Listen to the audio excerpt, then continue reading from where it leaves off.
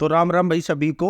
आज हम घूमने वाले हैं खाटू श्याम जी के और आपको खाटू श्याम जी के दर्शन कराएंगे और सारी चीज़ें दिखाएंगे वहाँ क्या क्या होता है, क्या क्या नहीं होता है और क्या क्या खर्चा लगता है, कहाँ कहाँ से जाना होता है, कहाँ कहाँ से दर्शन करने होते हैं, सारी चीज़ आपको दिखाएंगे। और ये इस चैनल का पहला व्लॉग है तो कृपया करके इसको सपोर्ट करें और वीडियो को जहाँ तक हो सके शेयर करो और लाइक करो। और ये मेरी मम्मी है आशा रानी।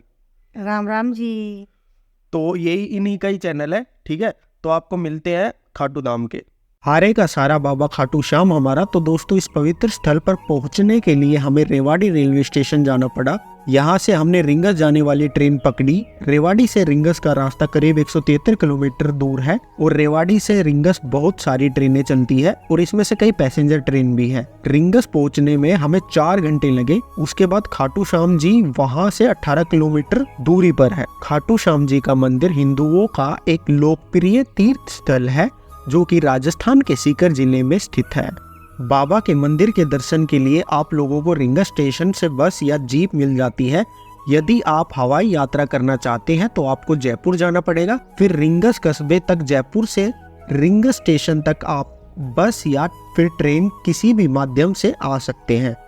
रिंगस जयपुर से 80 किलोमीटर दूर है। अगर आप ट्रेन से सफर करना चाहते हैं तो आपको सबसे पहले रिंगस आना पड़ेगा। रिंगस एक कस्बा है जो सीकर राजस्थान में स्थित है और यहाँ स्थित रिंगस स्टेशन श्री खाटू श्याम मंदिर का सबसे नजदीकी रेलवे स्टेशन भी है। मैंने अपनी यात्रा ट्रेन से की थी। जब हम रिंगस पहुँचे तो वहाँ के स्टेशन पहुँचते ही हमें पॉजिटिव वाइब्स आनी शुरू हो गई थी। स्टेशन पर इतने श्रद्धालुओं को देखकर मैं अचंभित हो गया था। वाकई बाबा के दर्शन के लिए रिंगस रेलवे स्टेशन लोगों से भर गया था और निकलने की जगह भी नहीं थी। हम रिंगस रात को पहुंचे थे और वहां थोड़ी थोड़ी बारिश भी हो रही थी। यहाँ स्टेशन से बाहर आते ही आपको ऑटो और बस खड़ी हुई मिल जाएंगी जो कि 20 से 30 रुपए किराया लेते हैं खाटू श्याम मंदिर पहुंचाने के। जैसे कि आप मंदिर के निकट पहुंचेंगे यहाँ पर आपको एक भव्य और सुंदर प्रवेश द्वार देखने को मिल जाएगा जिस पर जय श्री श्याम लिखा हुआ होता है। जो मुख्य दरवाजा है उसे तोरण द्वार भी कहते हैं। यहाँ से आपको कई धर्मशालाएं भी देखने को मिल जाएंगी जिनमें रहने की और खाने की सुविधा भी उपलब्ध कराई जाती है। मैंने भी यहाँ पहुंचकर सबसे पहले ऐसी ही धर्मशाला में अपना एक रूम लिया जो मुझे मात्र 200 रुपए का मिल गया थे। तो हमें क्या है धर्मशाला मिली है तो उसमें रह रहे हैं हम। देखो रूम दिखाता हूँ मैं आपको। ये रूम है और यहाँ रह रहे हैं हम। ये आपने रूम तो देख लिया होगा। अभी क्या है इतनी ज़्यादा भीड़ थी आज तो रूम कहीं मिल नहीं रहा था तो हमने यही ले लिया, ठीक है।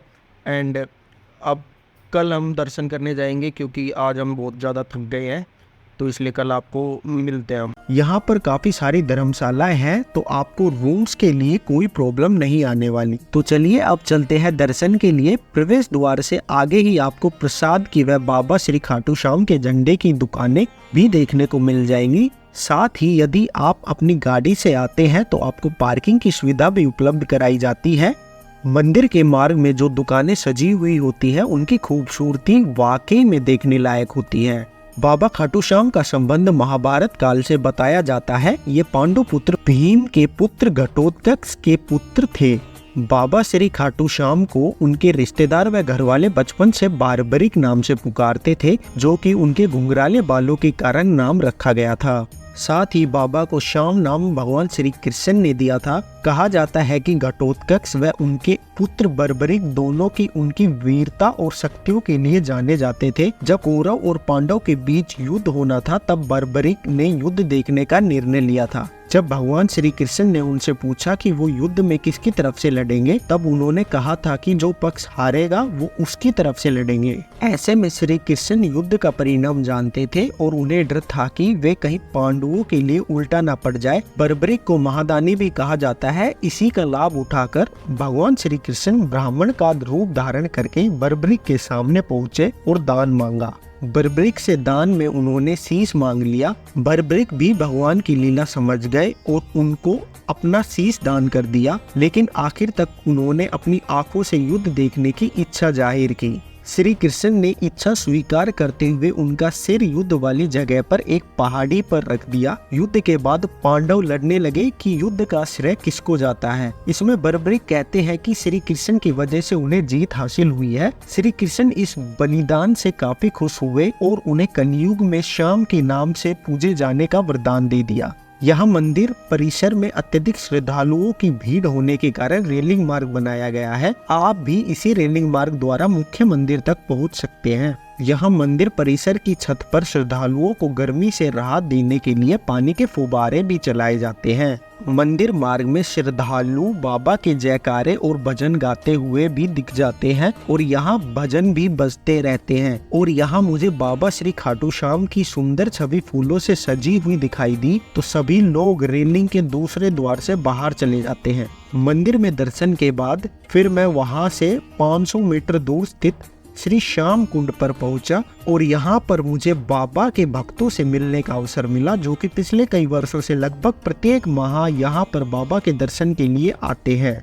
ये है श्याम कुंड। इसकी वहाँ बहुत मान्यता है। यहाँ कोई भी नहा लेता है तो शरीर में कोई रोग कष्ट वगैरह कुछ भी ऐसी चीज नहीं रहती। इस पानी में अमृत होता है। जो ये कुंड मैं आपको दिखा रहा हूँ ये आदमियों के लिए है। जो महिलाओं का जो कुंड है वो अलग है और पुरुषों के कुंड में भी महिलाएं जो है वो आपको नहाती हुई नजर आ रही है। तो यहाँ दोनों नहा सकते हैं, लेकिन महिलाओं वाले कुंड में बाबा श्याम का कटा हुआ शीश मिला था। इसका मतलब ये है कि महिलाओं वाला जो कुंड है वो बाबा का मुख्य कुंड है। ऐसा कहा जाता है कि वहाँ गाय आके बाबा के शीश को दूध पिलाती थी। और मैं तो आपको ये सुझाव दूंगा कि अगर आप खाटू श्याम जी आते हैं तो कुंड में जरूर नहाकर जाए, इससे आपको भी अच्छा फील होगा। कुंड से आने के बाद हमने वहाँ की मशहूर कढ़ी कचौरी भी खाई, जिसका जायका बहुत ही ज्यादा अच्छा था, जो हमें 15 रुपए की एक कचौरी मिली। इसको खा के हमने अपने दर्शन पूरे किए। इसके बाद हमने धर्मशाला से चेकआउट करके मुख्य द्वार पर आए। यात्रा में कुल कितना खर्चा हुआ ये जानने के लिए यदि आप चैनल पर नए हैं तो चैनल को सब्सक्राइब करके अपनी हाजिरी जरूर लगाएं।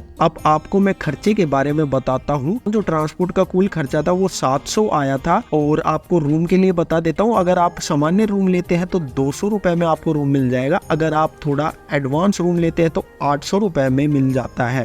साथ ही खाने का प्रत्येक खर्चा 200 व अधिक से अधिक 300 का आएगा। इस प्रकार से आपका कुल खर्चा 1100 आएगा। कम से कम और अधिक से अधिक 2500 में आपकी जो पूरी यात्रा है वो आप कर सकते हो। एक सिंगल पर्सन का जो मैंने खर्चा है वो आपको बता दिया है। और आपको कैसा लगा मेरा ये पहला वीडियो कमेंट सेक्शन में जरूर बताना और कृपया करके अपने दोस्तों को ये वीडियो शेयर करना मत भूलना। जय बाबा खाटू श्याम की। मिलते हैं अगली वीडियो में।